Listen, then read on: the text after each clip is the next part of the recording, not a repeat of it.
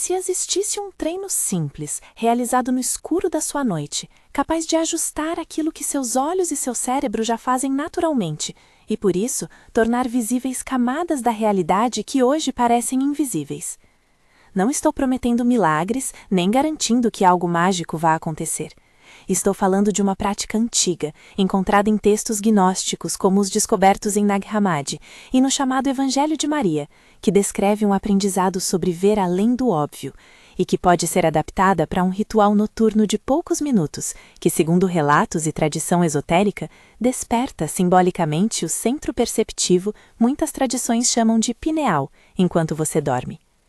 Se isso soa arriscado ou estranho, fique comigo. Explicarei a teoria, o passo a passo e os cuidados necessários para testar por conta própria, de forma gradual e segura.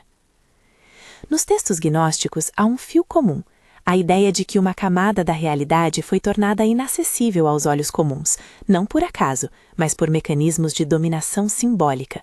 Nomes como demiurgo e arcontes surgem para nomear aquilo que limita a visão. Esses termos não são equivalentes à teologia cristã tradicional. São categorias de uma cosmologia alternativa, que lê a condição humana como uma espécie de esquecimento ou ocultamento. Nesses relatos, alguns mestres, figuras referidas com nomes familiares como Jesus ou Maria Madalena, aparecem como portadores de ensinamentos práticos para abrir os olhos dos iniciados. É importante dizer desde já que o Evangelho de Maria é um texto gnóstico, não pertence ao cânon que a maioria das tradições cristãs considera autoridade. Trata-se de uma fonte histórica e espiritual, que oferece uma perspectiva diferente, não de um mandamento universal. Por que essa prática pode funcionar, em termos simples? Olhe para seus olhos agora. Eles têm um ponto de foco e uma periferia. A visão central capta detalhes nítidos, o que você está lendo agora, por exemplo. A visão periférica, por outro lado, registra variações de luz, movimento e contraste em frequências que o cérebro costuma filtrar como ruído. Esse filtro não é acaso, é uma economia cognitiva. Priorizamos o que julgamos útil. O que os mestres gnósticos descreviam como não ver pode ser entendido hoje como um filtro neuroperceptivo que descarta camadas sutis de informação. Treinar a visão periférica, o chamado olhar suave, é uma maneira de reduzir o engasgo desse filtro, permitindo que uma gama maior de estímulos chegue à consciência. A ideia da pineal entra como metáfora e como nó simbólico entre o corpo e a percepção ampliada. Historicamente, a glândula pineal foi alvo de muitas especulações, lugar do espírito, epicentro da intuição, portal do olhar interior. Do ponto de vista neurofisiológico, não podemos afirmar que uma prática de 10 minutos vá despertar a pineal enquanto você dorme no sentido estrito e definitivo. Isso seria uma promessa científica que não se sustenta. Mas podemos narrar um argumento plausível. Estímulos percebidos antes do sono tendem a ser consolidados pela mente durante o repouso. Em outras palavras, o que sua atenção reforça ao deitar-se tem maior probabilidade de permear os sonhos e a sensibilidade da noite. Assim nasce a hipótese narrativa que guia o ritual. A prática pré-sono atua como um sinal que o cérebro segue, aumentando a possibilidade de experiências perceptivas durante o sono e ao acordar. Agora a parte prática, o ritual noturno adaptado para quem quer testar sem risco. Preparação do ambiente. Escolha um quarto onde você se sinta seguro. Não é necessário deixar a luz totalmente apagada. Pelo contrário, mantenha uma iluminação muito baixa, indireta, em tom quente, uma lâmpada de cabeceira com dimmer, uma vela distante ou uma luz noturna suave. O objetivo é criar um campo visual neutro. Sombras móveis, contornos suaves, nada de telas acesas ou notificações. A temperatura deve ser confortável. Evite praticar imediatamente após assistir a conteúdo que gere ansiedade, ou após consumo de álcool ou drogas. A prática pede um estado de presença sereno. Posição. Você pode sentar com encosto, com a coluna apoiada, ou deitar com a cabeça ligeiramente elevada. A ideia é garantir segurança para que você possa relaxar e eventualmente cair no sono sem risco. Se escolher deitar, use travesseiros para manter o ângulo que permita olhos levemente abertos sem esforço. Nunca force os olhos a ficarem abertos em desconforto. A prática deve ser suave. O olhar. Essa é a chave. Ao invés de focalizar em algo específico, permita que seu foco se espalhe. Relaxe os músculos ao redor dos olhos, solte a tensão no maxilar e no pescoço. Não persiga imagens, não tente conjurá-las. Permaneça com os olhos abertos, sentindo a periferia do campo visual. Se fechar os olhos por um instante, tudo bem. Apenas volte ao olhar suave quando for confortável. A respiração deve ser lenta e regular. Inspire pelo nariz contando até 4, expire contando até 4, sem apneias forçadas. A atenção repousa no campo visual e no ritmo respiratório de maneira indiferenciada. Não se prenda a ideias ou expectativas. Duração e frequência. Comece com uma prática de 10 minutos antes de dormir, durante 7 noites consecutivas. Esse ciclo é a versão inicial recomendada. Se sentir que quer mais tempo, pode estender a sequência para 14 noites. Para quem tem dificuldade de manter 10 minutos acordado, permita-se adormecer durante a prática. O que fazemos aqui é justamente inserir um sinal antes do sono.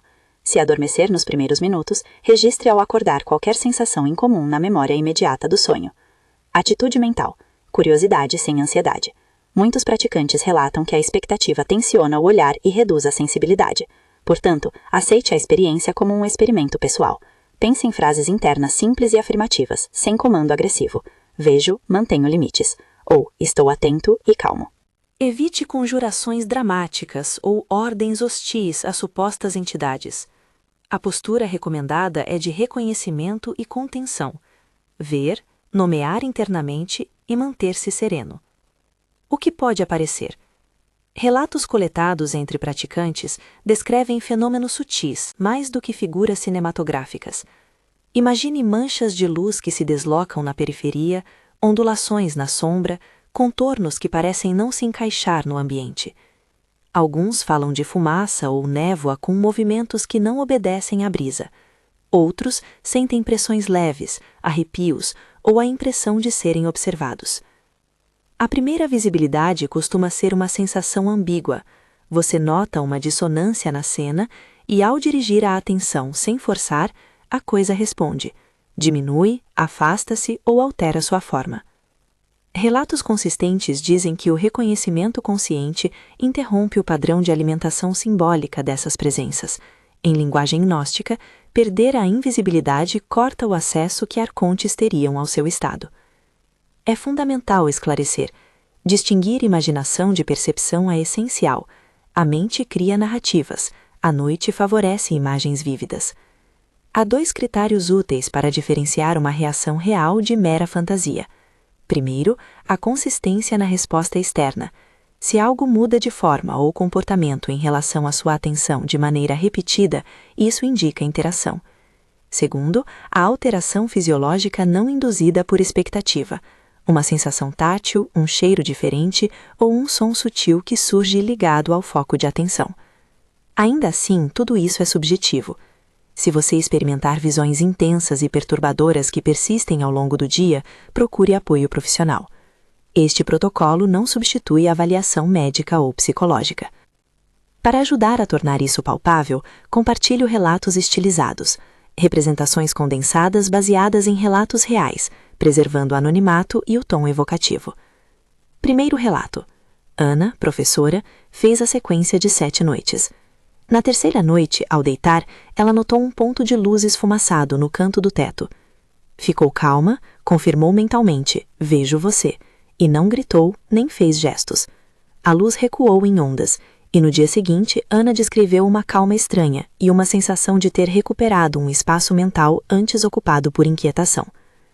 Segundo relato, Marcos, programador, ao praticar em posição semi-sentada, sentiu um arrepio forte quando um contorno escuro se aproximou da periferia. Ele simplesmente respirou e observou sem reagir. A forma ondulou e dissolveu-se. Para Marcos, o efeito prático foi a redução de uma ansiedade difusa que o acompanhava há meses. Terceiro relato. Joana, artista, teve algo mais simbólico. Sonhou com uma sala cheia de portas, e, ao acordar, percebeu que nas noites seguintes sua sensibilidade à intuição criativa aumentou.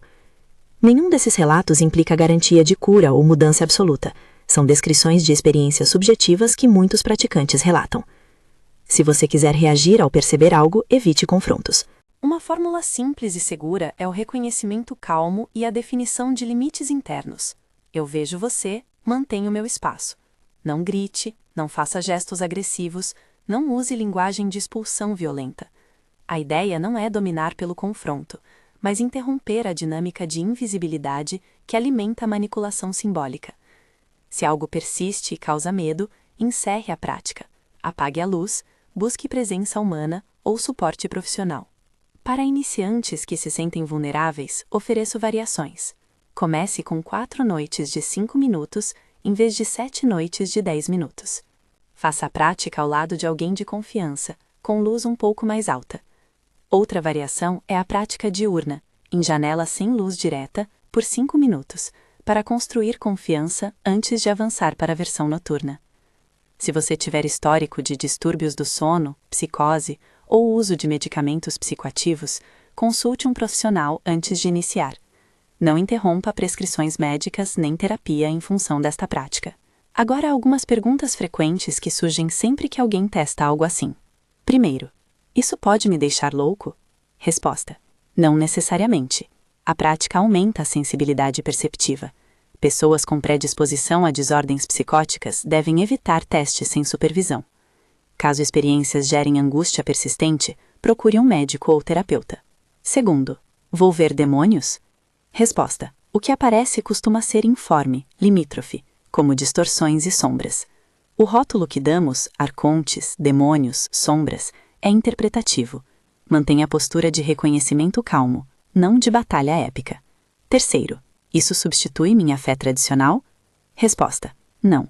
O que descrevo é uma prática experimental, inspirada por textos gnósticos e por observações sobre percepção. Muitas pessoas integram experiências místicas à sua fé. Outras preferem manter as práticas separadas.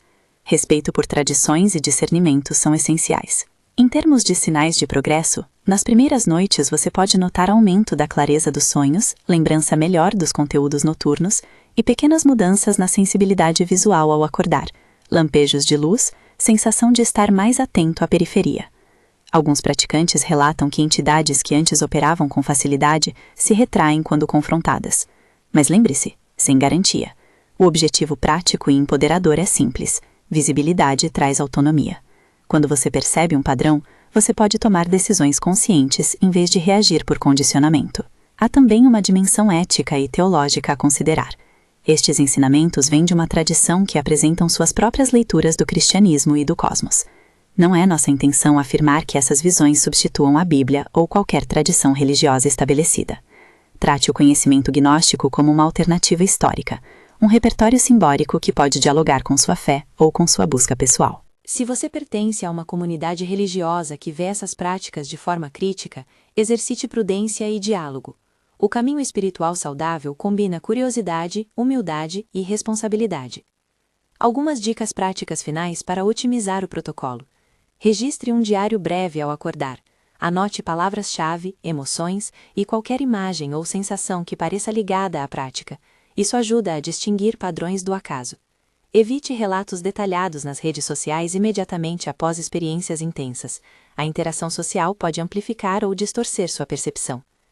Se a sua intenção é interromper dinâmicas de manipulação simbólica em sua vida, combine a prática com hábitos que fortaleçam limites: sono regular, alimentação equilibrada, atividades criativas e conversas com pessoas de confiança. Por fim, um aviso sério sobre limites.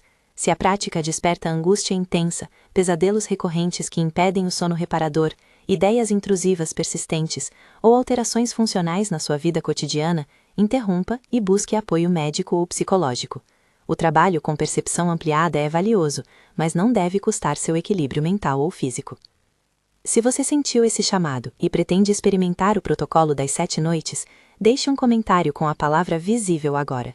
Quero ver quantas pessoas decidem tentar esse percurso experimental. Compartilhe suas dúvidas nos comentários, lerei e responderei quando possível.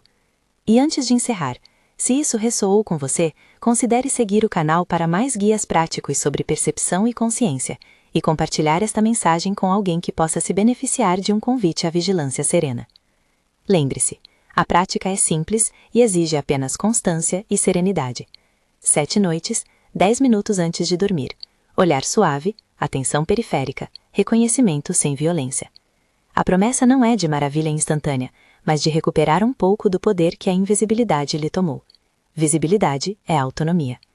Teste com prudência. Relate com honestidade. e mantenha sempre o cuidado com a sua saúde mental e física. Se vier a sentir algo que te incomode, peça ajuda. Que a sua noite seja um aprendizado, e que ao acordar, você perceba que seus olhos e sua atenção foram um pouco mais seus.